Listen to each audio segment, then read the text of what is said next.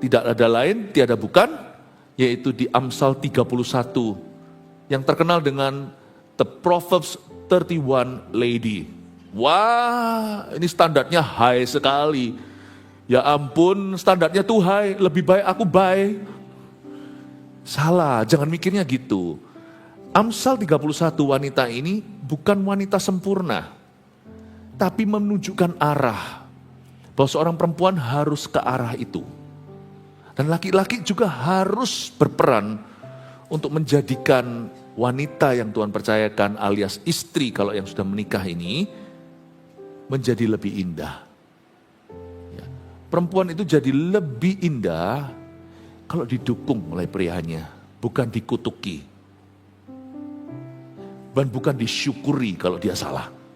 Mari kita sekarang buka Pengkhotbah pasal 31. Ayatnya banyak, ayat 10 sampai 31, nanti saya penggal-penggal beberapa perikop-perikop saya jelaskan.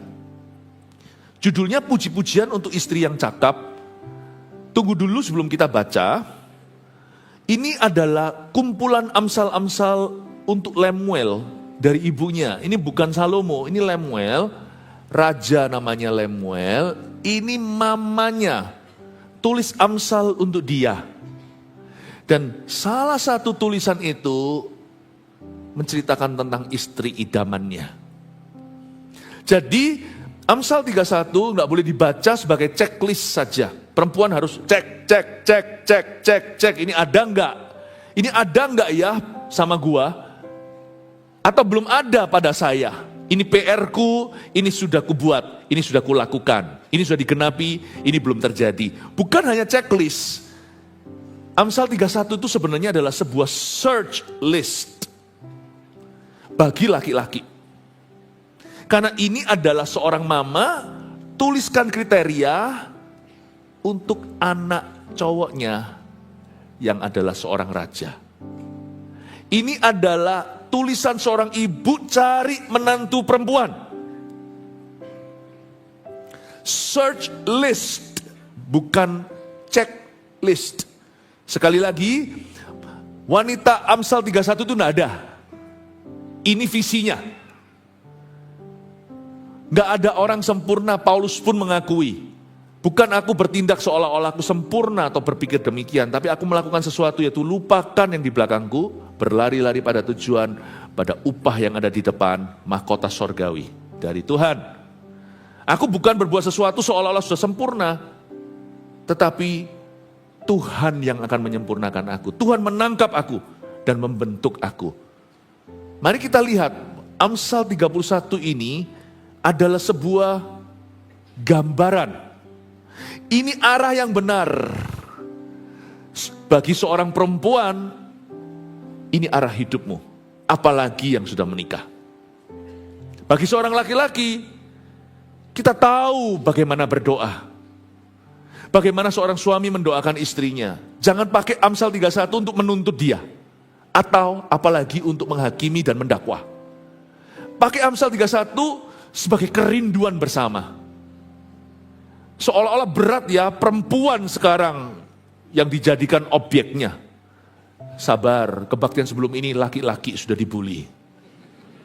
Peran papa tadi. Oke, mari sekarang kita bicara tentang perempuan. Ayat 10 dulu, istri yang cakap, siapakah akan mendapatkannya? Ia lebih berharga daripada permata. Dimulai dengan pujian. Perempuan itu berharga. Bahkan sebelum ayat-ayat berikutnya ditulis, sudah dikasih gelar, dia berharga lebih daripada permata.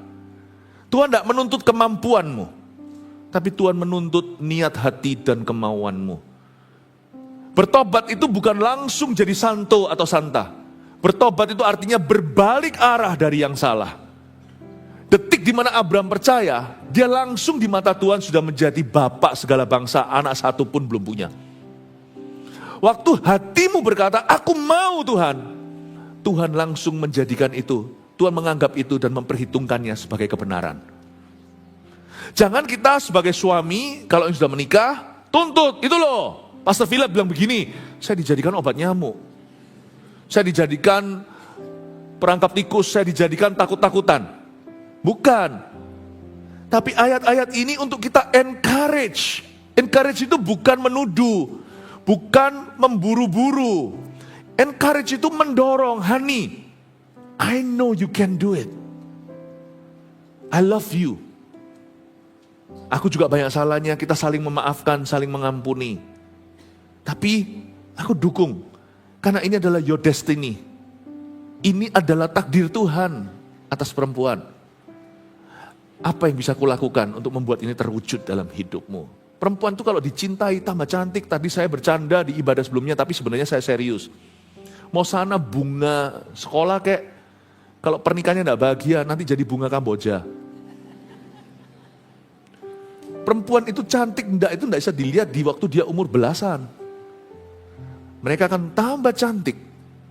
Bukan karena operasi plastik. Karena dicinta dan dipercaya oleh suaminya. Laki-laki jangan pakai ayat ini untuk menuduh ya. Atau menjadikan standar.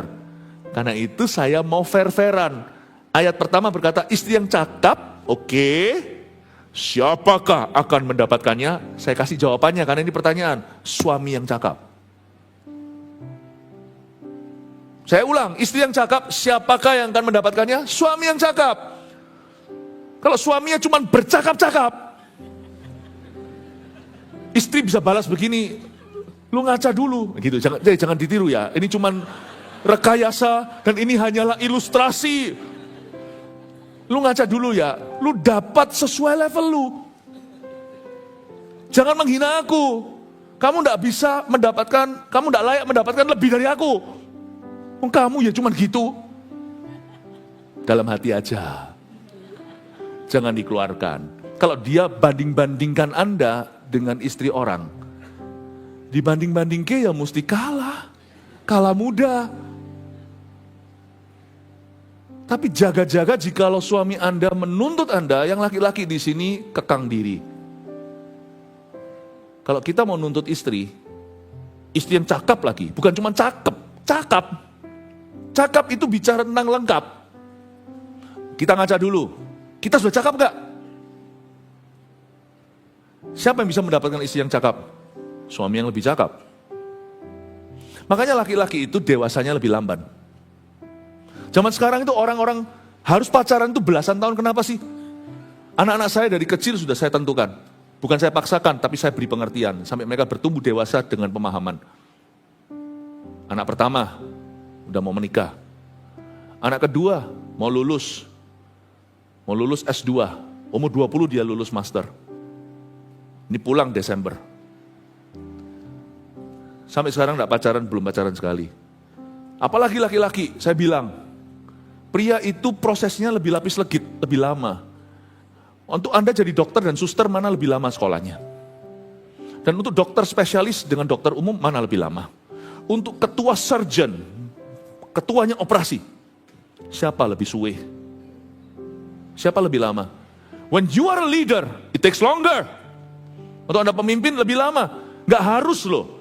Boleh silahkan, saya tidak melarang, saya tidak memberikan patokan asal sudah jadi orang, udah dewasa, udah paling enggak sudah punya tanggung jawab dan sudah masuk usianya. Usianya berapa? Kita tidak bahas sekarang karena saya tidak bahas tentang pacaran. Tapi gak harus kok pacaran itu di usia belasan. Apalagi laki-laki. It takes longer untuk membentuk kita. Suami yang cakap yang berhak dapat istri yang cakap. Lebih tepatnya gak ada suami dan istri yang cakap. Sama-sama anak muda yang disempurnakan. Bangun bersama kerohanian. Bangun bersama kehidupan. Orang pacaran itu bukan cuma love-lovean, Korea-Koreaan. Itu fantasinya. Realitanya adalah bangun kehidupan bareng. Bangun hubungan keluarga bareng. Bangun ministry bareng. Tapi jangan tidur bareng.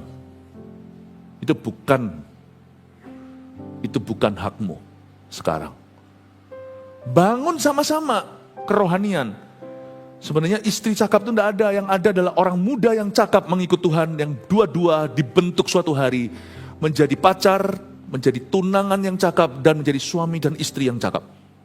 Dan mereka tambah tahun akan semakin cakap di mata Tuhan. Pahami konsep ini dulu. Jangan menuntut perempuan. Laki-laki lebih lama. Nggak percaya? Sama-sama kecilnya dulu bocil. Di usia tertentu, begini. Usia 12 misalnya. Misalnya yang perempuan sudah mengalami menstruasi lebih dulu. Laki-laki masih suaranya, halo. Perempuan sudah, wush. Kasian anak-anak umur 12, gak dapat pacar sebaya.